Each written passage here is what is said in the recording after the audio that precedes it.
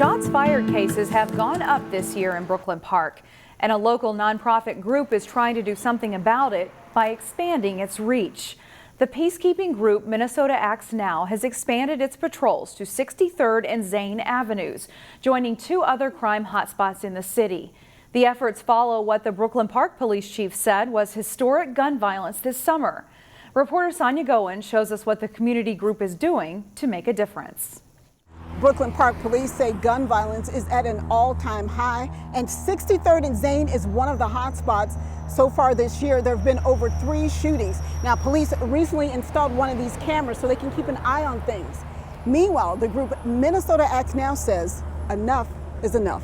A week ago, a woman that got robbed right here. Minnesota Acts Now started patrolling 63rd and Zane on October 1st in an effort to curb violence. We had a lot of incidents at this area, so we're just trying to change the temperature. The team of orange shirts is a bright spot for some people who live and work in the area. And every time I come here, I see a bunch of young boys here setting a lot of different stuff. So it will definitely make a big difference. Minnesota Acts Now Executive Director Bishop Harding Smith says the key to violence prevention is to engage with young people. We're talking to people. We're instilling hope in people. We're trying to transform the lives of our young people. We want to give them a different alternative from what they have now. The group is also patrolling the strip mall near Brookdale Drive and Yates Avenue North, as well as the Huntington Place apartments.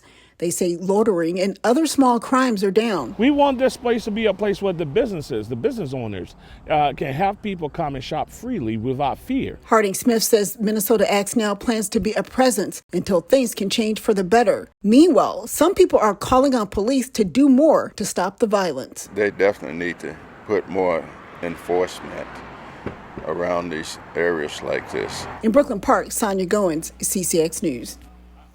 The city pays these workers $20 an hour to provide community engagement, and so far Brooklyn Park police say they are seeing a difference in some high crime areas. Police staffing shortages are a problem nationwide, and the situation is no different here in the Northwest Metro.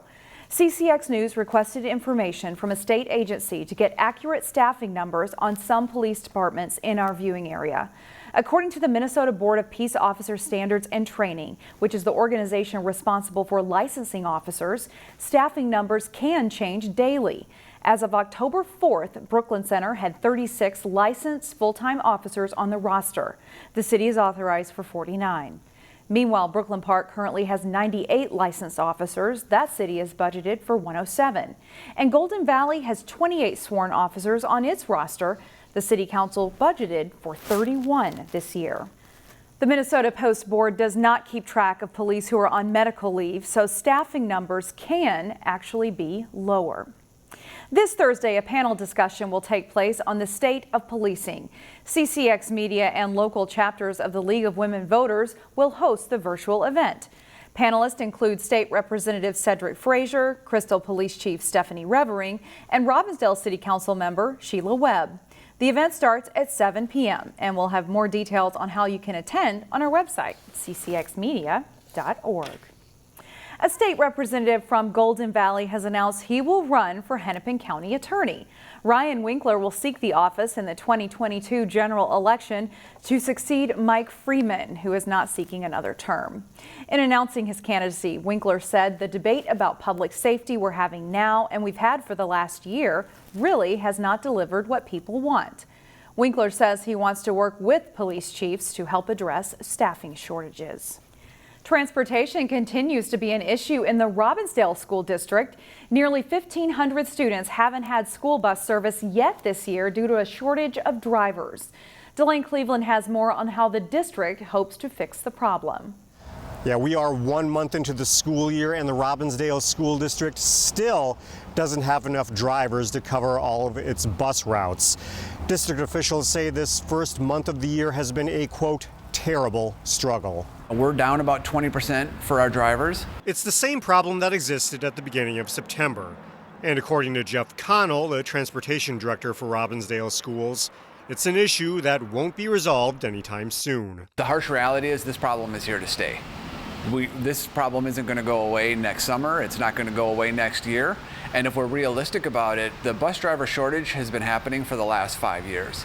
COVID and the employment situation, after, have just really exacerbated this issue for us. The district is still in the middle of a hiring campaign where they're offering a number of different incentives to encourage people to become drivers, but they acknowledge that they're not going to get people on board fast enough. The backlog for a driver testing behind the wheel to be a bus driver, they're scheduling out into November. And that's a terrible delay for us. With that backlog, the district has decided to implement an opt-out program. They'll soon reach out to families to find out who absolutely doesn't need school bus service. Then over the next 2 months, Connell and his team will reroute the entire district. We're expecting and hopeful that we can get as many as 20% are going to say they don't need a bus. If a family opts out, that will give the district an opportunity to focus on the families that say they really need bus service. If at some point a family wants to opt back in, the district will have a system in place to let them do that. In Robbinsdale, Delane Cleveland, CCX News. And finally, this segment, Minnesota's largest coin show comes to Brooklyn Center. There'll be everything from all the bullion products that you can think of, many of the collector type coins, because all the dealers are involved in that. New this year, you'll be able to meet dealers of high-end watches. The coin show starts at noon on Friday at the Earl Brown Heritage Center, and it runs through Sunday.